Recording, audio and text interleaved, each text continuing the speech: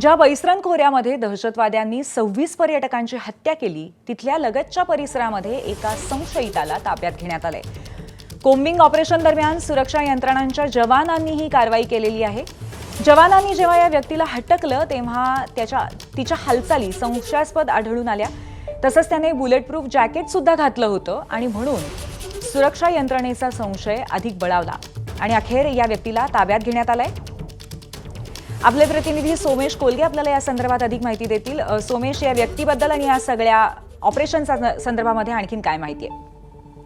नक्कीच पूर्वी आता एका संशयिताला अटक केल्याचं कळतंय आणि या संशयिताने बुलेट प्रूफ जॅकेट घातलं होतं एका व्यक्तीने आणि संदिग्धपणे ही व्यक्ती जम्मू काश्मीरमध्ये फिरत होती। त्यावेळी सुरक्षा दलाच्या जवानांनी यांना हटकल्यावर जी प्रश्न विचारले त्या प्रश्नांना नीट उत्तरं देता आली नाहीत। त्याचा परिणाम म्हणून मग शेवटी या व्यक्तीला आता ताब्यात घेण्यात आलेले। हा संशयित आहे। कदाचित शक्यता आहे की पाकिस्तानला कुठल्या प्रकारे मदत करत होता किंवा दहशतवादी संघटनांशी संबंधित होता का, तर एका संशयिताला अटक करण्यात आलेली आहे जम्मू काश्मीरमध्ये।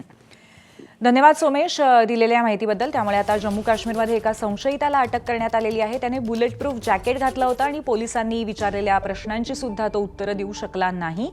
त्यामुळे संशय बळावल्यामुळे त्याला आता ताब्यात घेण्यात आलेला आहे। एबीपी माझा, उघडा डोळे बघा नीट।